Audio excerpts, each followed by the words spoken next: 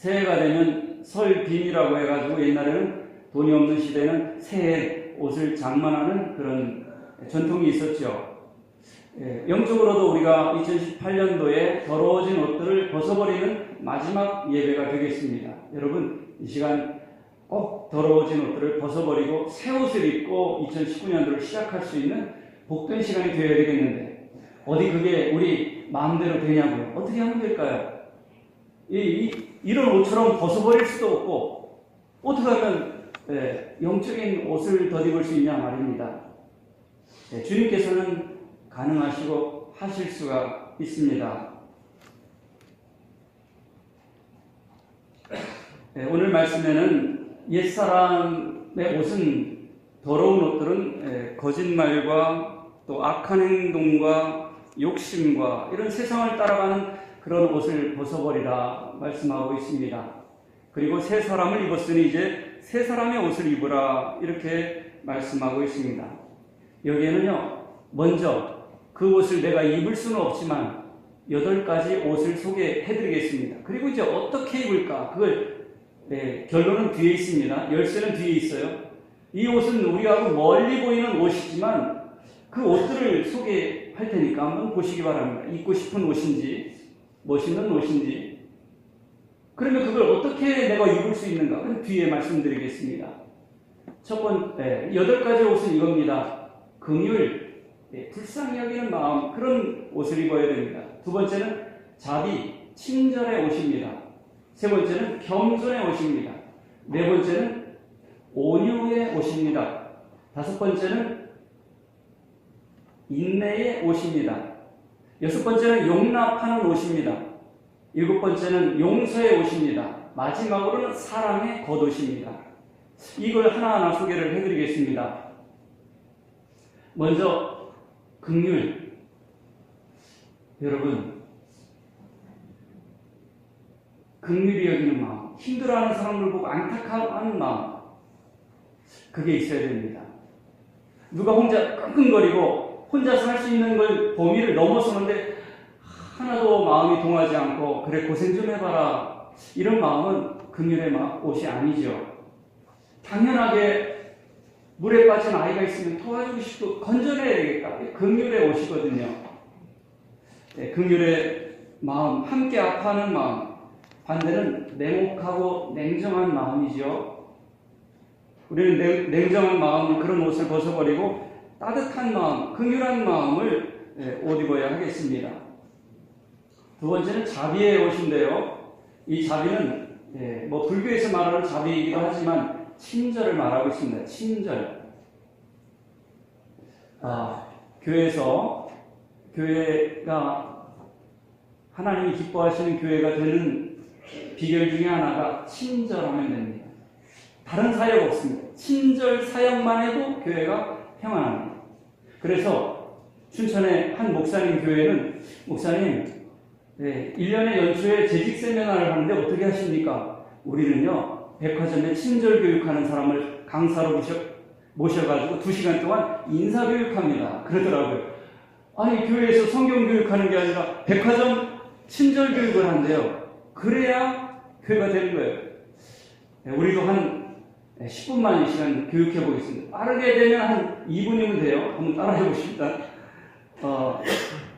안녕하세요. 어서 오십시오. 반갑습니다.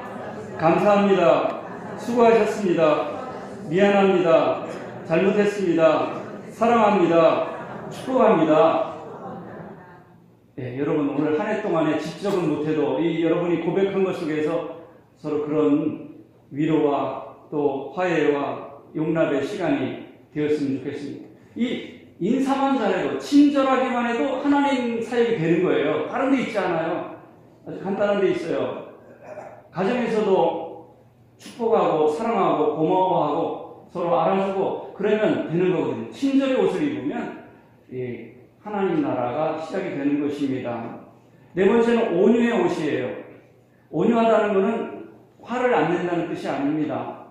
약하다는 뜻도 아닙니다.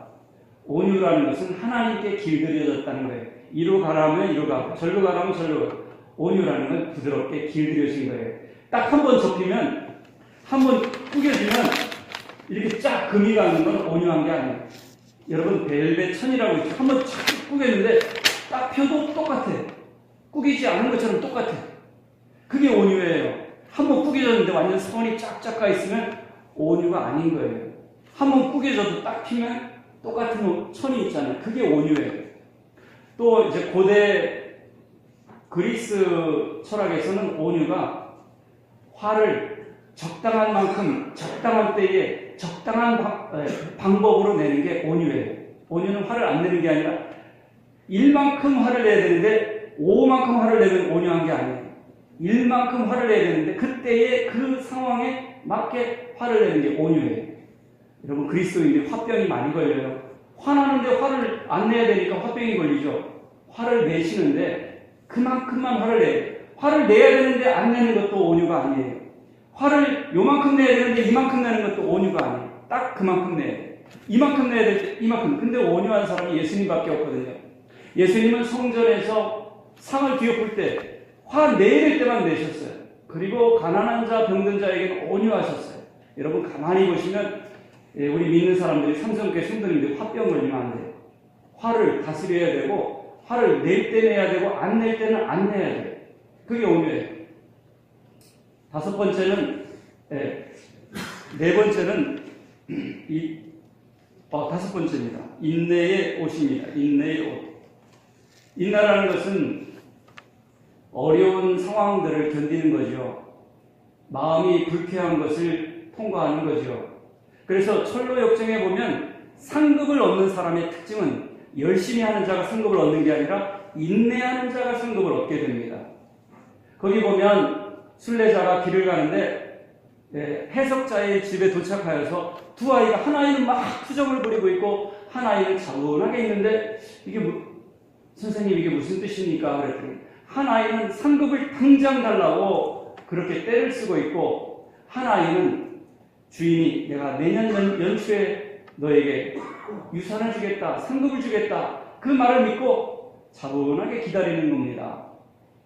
그래서 첫째 아이는 화를 내고 둘째 아이는 인내라는 아이는 차분하게 기다린다. 여기서 알 수 있는 것은 상급을 받으려면 인내해야 한다는 원리입니다. 상급은 열심히 한다고 주어지는 게 아닙니다. 인내가 완주해야 상급이 주어지는 것입니다. 제가 한번 달리기를 잘해서 중학교 3학년 때 영양실조에 걸린지도 모르고 달리기 선수로 뽑혔습니다. 200m를 달리는데 얼마나 잘 달리는지 사람들이 박수를 치기 시작했습니다. 그런데요, 두 번째 도는 데부터 너무 초반에 많이 달려가지고 도무지 발이 안 떨어지는 거예요. 그래서 1등을 하지 못했습니다. 처음에 잘 달렸는데 이게 옛날처럼 힘이 안 나는 거예요. 제대로 먹지도 못하고 중3이고 자지도 못하고 그러다 보니까 이 체력이 보통 떨어진 게 아니구나. 그때 알았어요. 여러분 상을 얻으려면 최선을 다하고 열심히 좋지만 인내하는 사람, 그 조절하고 통과하는 사람이 상을 얻는다는 것입니다. 여섯 번째 옷은 용납의 옷입니다. 용납, 받아주는 거죠. 예수님께서도 죄인인 우리를 받아주셔서 하나님께 영광을 돌렸다라고 로마서 15장 7절에 말씀하고 있습니다. 사람을 받아주는 것이 하나님께 영광을 올린다는 뜻입니다. 우리 하나님의 특기가 있습니다. 하나님은 돌아오는 자를 언제나 받아주세요. 우리 찬송가에도 이런 찬송이 있습니다. 나는 부족하여도 영접하실 터이니 영광 나라 계신 임금 우리 구주 예수라. 하늘 가는 밝은 길 3절인데요. 나는 부족하여도 영접하실 것이니 부족한데도 받아주시는 우리 주님. 여러분 세상을 살아가다 보면 우리가 많이 부족합니다. 근데 주님께 가면 주님이 다 받아주십니다. 어머니가 사고친 아들 또 어디 가서 다치고 온 아들 다 받아주는 것처럼 우리 하나님은 다 받아주십니다. 그래서 이 용납의 옷을 입으라 하는 것입니다. 일곱 번째는 용서의 옷입니다. 참 한 해를 돌아보면서 가장 중요한 새해 준비는 용서하는 것입니다. 용서함으로써 이제 관계를 깨끗하게 하고 새해를 맞이해야 새해가 복된 것인데 이것이 우리에게 쉬운 것은 아닌 줄 압니다. 마태복음 18장에 보면 이런 비유가 나옵니다. 우리 돈으로 5조를 탕감받았어요. 그런데 100만 원 빚진 친구를 보고 멱살을 잡았어요. 여러분 얼마 탕감받았다고요? 5조. 예수님 믿는다는 건 하나님의 은혜를 5조 원 어치 받은 거예요. 근데 이제 가만히 보니까 빚진 사람들이 있거든요. 내 마음을 불편하게 한 사람들이 있거든요. 피해를 준 사람이 있거든요. 멱살을 잡고 싶은 거예요. 이게 바로 우리의 모습이에요. 그런데 우리가 받은 은혜 5조 원을 기억하면 100만 원을 그래 나도 이 탕감 받았으니 너도 탕감 받아라 할 수 있다는 얘기죠. 여기서 하나님의 용서와 우리의 용서가 어떻게 다른지 한번 살펴보시면 아주 도움이 될 것 같습니다. 일곱 가지로 하나님의 용서와 우리의 용서의 차이를 보게 됩니다. 하나님은 죄를 지을 줄 뻔히 아시는데도 용서하십니다. 그런데 우리는 다시는 안 그러겠다고 약속해야 용서합니다. 하나님은 우리가 최선을 다해도 넘어질 줄 다 아시는데도 용서해 주세요. 두 번째는 하나님은 나쁜 사람도 용서해 주십니다. 그런데 우리는 가만히 보면 싹수가 노랜 사람은 용서하고 싶지 않습니다. 좋은 사람일 때만 용서하고 싶습니다. 하나님은 가해자를 용서하실 뿐만 아니라 양자 삼아주시고 그를 사역자로 삼으시고 모세와 같이 다윗과 같이 바울과 같이 그렇게 존귀하게 성경의 이름을 남도록 높여주셨습니다. 그런데 우리는 용서는 하되 절대 우리에게 상처 준 사람을 높여줄 마음이 없습니다. 네 번째, 하나님은 용서하시되 그 잘못한 사람의 죄를 다 뒤집어 쓰셨습니다. 바로 십자가의 사랑이지요. 용서하되 그 사람이 갚을 수 없는 죄를 다 뒤집어 쓰셨습니다. 우리는 용서하되 네 잘못은 네가 알렸다. 네가 다 책임져. 그래야 용서를 하게 되는 겁니다.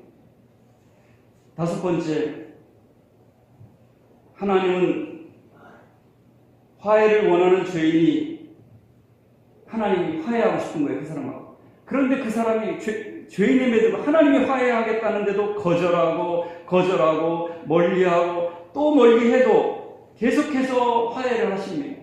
그런데 우리는 어떻습니까? 화해에 손을 내밀려고 하는데 한 번 거절하면 다시는 화해하고 싶지 않습니다. 하나님은 죄인을 용서하시는데 그를 믿어주시고 그를 사역자로 초대까지 하십니다. 그런데 사람은 죄인을 용서하되 다시는 만나고 싶지 않고 다시는 그를 믿고 싶거나 같이 일하고 싶지 않습니다. 여섯 가지네. 하나님의 용서와 우리의 용서가 이렇게 다르군요. 하나님이 우리에게 주신 그 용서의 가치는 과연 5조 원의 가치가 있군요. 우리가 이 은혜, 하나님의 은혜, 사람의 용서 정도가 아니라 하나님의 이 은혜를 묵상한다면, 이 옷을 입는다면 그곳이 바로 하나님의 나라가 되지 않겠는가 생각이 됩니다. 마지막 여덟 번째 겉옷은 사랑의 옷입니다. 우리 14절을 함께 같이 읽겠습니다. 이 모든 것 위에 사랑을 더하라. 이는 온전하게 매는 띠니라. 여러 가지 옷이 있는데 팬티, 그 다음에 내복 여러 가지가 있는데 이 사랑은 외투와 같습니다. 파주의 날씨가 이번 주에 매우 쌀쌀해졌습니다. 그 외투나 잠바를 입고 다니지 않으면 감기 걸릴 수밖에 없습니다. 마찬가지로 우리가 사랑의 옷을 입지 않으면 감기에 걸립니다. 그러면 감기에 걸리면 어떨까요? 몸살이 나서 움직이지도 못하고 힘들고 괴롭습니다. 우리가 사랑의 옷을 입지 않는다고 했을 때 영적으로 몸살이 나서 굉장히 마음이 아프고 번민하게 됩니다. 그렇기 때문에 사랑의 외투를 겨울에 꼭 잊지 말고 외투를 입듯이 우리가 신앙생활을 사랑이라는 겉옷, 이 겉옷을 입어요. 좋습니다, 목사님. 아주 멋있는 옷들이군요. 그럼 어떻게 그것을 살 수가 있겠습니까? 어떻게 그것을 입을 수가 있겠습니까? 이게 문제입니다. 아니, 누가 사랑하는 거, 용서하는 거, 친절한 거 몰라서 못합니까? 어떻게 입을 수가 있겠습니까? 그 방법이 말씀 안에 있더라고요. 12절을 같이 한번 읽겠습니다. 12절 시작. 그러므로 너희는 하나님이 택하사 거룩하고 사랑받는 자처럼 긍휼과 자비와 겸손과 온유와 오래 참음을 옷 입고. 여기에 답이 있습니다. 쉽게 말하면요, 이게 주님께서 이 옷을 입혀주시는데 어떻게 하면 이 옷을 입게 되냐면, 내가 받은 은혜가 얼마나 많은지 그게 깨달아지면 이 옷이 입혀집니다. 그리고 내가 하나님 앞에 얼마나 죄인인지 이게 깨달아지면 이 옷이 입혀집니다. 아마 이게 죄를 깨닫는다는 걸 잘 이해 못하시는 분이 우리 가운데 있을 거라고 생각이 됩니다. 그게 깨달아지는 순간 이 옷들이 입혀집니다. 친절해지고 긍휼해지고 불쌍히 여기게 되고. 지난 시간 삼성교회 만 7년을 전하면서 참 저 자신이 부족했던 모습들을 많이 떠올리게 되더라고요. 우리 교회를 떠난 사람들도 있습니다. 돌아보면 그렇게 나쁜 사람들이 아니었습니다. 시간을 두고 볼수록 참 좋은 분이고 귀한 분들이었습니다. 또 좋은 의도를 가지고 우리가 만남을 시작했습니다. 그랬더니 때로는 오해할 때도 있고 때로는 과잉 반응할 때도 있고 그분들에게 받은 축복과 사랑, 좋았을 때를 생각하면 많은 은혜를 입은 걸 생각하니까 저에게 긍휼의 옷이 입혀지기 시작하더라고요. 그분들을 축복하게 되더라고요. 그리고 좀 더 굳어진 마음이 부드러워지는 걸 느꼈습니다. 그리고 용납할 수 있게 되었습니다. 용서하는 마음도 생겼습니다. 그리고 내가 부족해서 그렇구나 하는 겸손한 마음도 또한 생겼습니다. 어려울 때는 한순간도 하루도 참을 수 없더니만 오래 참음의 옷이 입혀지니까 이 순간이 은혜라는 것을 알게 되었습니다. 옷이 입혀지더라고요. 받은 은혜를 생각하니까. 제가 삼성교회를 통해서 성도님들을 통해서 받은 은혜를 생각하니까 이 옷이 입혀지기 시작했습니다. 여러분, 한 해 동안에 이 옷을 입으려면 내가 얼마나 은혜 받았나 이거 생각하시면 이 옷이 입혀집니다. 그리고 하나님께 받은 은혜가 얼마나 큰가, 얼마나 은혜를 도대체 받은 것입니까? 그게 12절에 나타나는 거예요. 하나님의 택하사 거룩하고 사랑받은 자처럼 살아라. 우리가 믿기지가 않지만 하나님께서 저와 여러분을 뽑으셨어요. 세상의 기준으로 뽑은 게 아니라 하나님이 뽑으셨어요. 저와 여러분은 하나님께 뽑힌 사람이에요. 공부를 잘해서 뽑힌 게 아니에요. 외모가 이뻐서 뽑힌 게 아니에요. 믿어지지 않죠? 내가 뽑힌 건 좀 이해가 되는데 저런 사람들이 뽑힌 건 이해가 안 돼. 근데 뽑혔어요. 이걸 믿으셔야 돼요. 한번 따라해 보시기 바랍니다. 하나님이 우리를 뽑으셨다. 하나님이 나를 뽑으셨다. 죄송합니다. 부족하지만 하나님이 뽑아서 저를 삼성교회에 쏙 갖다 놓으셨어요. 하나님이 여러분 한 사람 한 사람을 뽑아서 이 자리에 두셨어요. 뽑았어요. 누가? 하나님이. 그리고 이 뽑힌 사람, 택함 받은 사람의 특징이 있어요. 구별돼서 내가 저걸 우리가 과일을 할 때도 저걸 뽑아가지고 상품으로 팔아야 되겠다. 뽑힌 게 있지 않습니까? 거룩하다는 건 이게 따로 두었다는 뜻이에요. 성도란 하나님께서 하나님 일을 위해서 따로 뽑아 쓰신다는 거예요. 그리고 사랑받았어요. 예수님이 목숨까지 다 버려서 우리에게 축복하시고 새로운 인생 삼아주신 그 사실을 생각하면 사랑보다 이보다 큰 사랑은 없지요. 그런데 우리가 느껴지지 않기 때문에 오늘 말씀에 뭐라고 그래요? 택하사 거룩하게 하고 사랑받은 자처럼 행동하라. 아니, 사랑받은 줄은 몰라요. 근데 사랑받은 자처럼 연기하라 이런 뜻이죠. as if, 마치 사랑받은 자처럼, 마치 하나님이 뽑은 사람처럼, 마치 아주 구별된 거룩한 사람처럼 행동하라는 거예요. 우리 안에는 거룩함이 없어요. 사랑보다는 상처가 있을 수 있어요. 그러나 마치 상처는 없고 사랑받은 자처럼 살아라. 마치 하나님이 뽑은 사람처럼 살아라. 이런 뜻이에요. 여기에 비밀이 있습니다. 오늘 15절을 우리 다 함께 읽겠습니다. 그리스도의 평강이 너희 마음을 주장하게 하라. 여기까지요. 그리스도의 평강, 우리가 제대로 살고 있는지 이 심판이 있는데 이게 그리스도의 평강입니다. 그리스도의 평강. 이 그리스도의 평강이 있어야 감사가 나옵니다. 그리스도의 평강이 있어야 찬양이 진정한 찬양이 됩니다. 그리스도의 평강. 이 그리스도의 평강이 우리가 새해를 시작하는 가장 중요한 것입니다. 이것은 문제가 있고 없고를 떠나서 하나님이 주시는 겁니다. 그리스도의 평강이 우리 모든 교우들에게 함께 하시기를 주님의 이름으로 축복합니다. 그러면 이 그리스도의 평강을 어떻게 찾을 수가 있겠습니까? 잘 들으시기 바랍니다. 하나님의 뜻 가운데 있으면 그리스도의 평강이 있습니다. 문제가 없으면 그리스도의 평강이 있는 게 아니라 문제가 있건 없건 무슨 상황이건 그 하나님의 뜻 가운데 있으면 그리스도의 평강이 있습니다. 다시 말해서 하나님의 뜻을 벗어나면 그리스도의 평강을 놓칩니다. 우리 각 사람이 그리스도의 평강이 있는 것은 하나님과 관계가 제대로 되었다는 뜻이에요. 그리스도의 평강이 없다는 것은 다른 상황이나 환경이 탓이 아니라 하나님과 관계를 놓쳤다는 뜻이에요. 그래서 그리스도의 평강이 우리가 신앙을 살아가는데 그 심판, 그 잣대가 되는 것입니다. 그런데요, 마음의 평안과 그리스도의 평강이 다릅니다.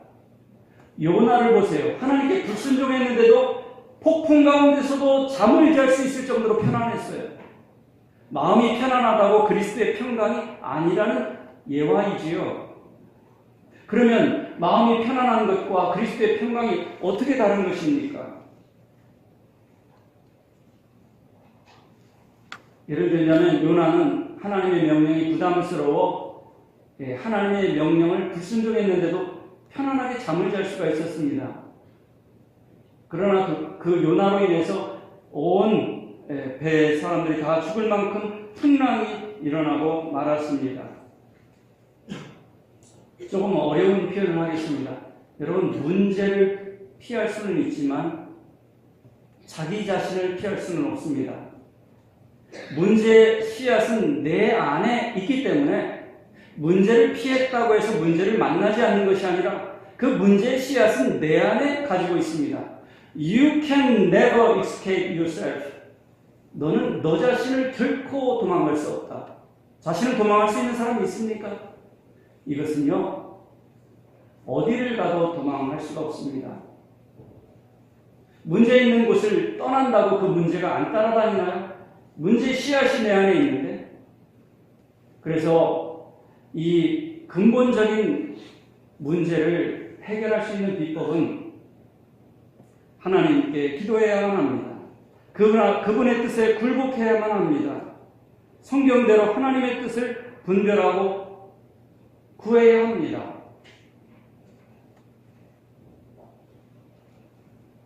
제가 처음으로 말씀을 좀 드리겠습니다. 목사님, 사역이 뭡니까? 질문을 종종 받곤 합니다. 저의 인생에, 아니, 모든 사람의 인생에 평생 사역이 있습니다.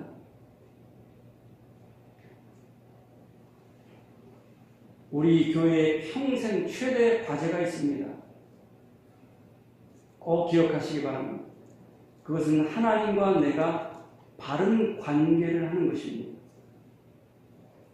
무슨 일을 하건 어떤 상황 안에 있건 우리의 최대 사역은 하나님과 바른 관계입니다.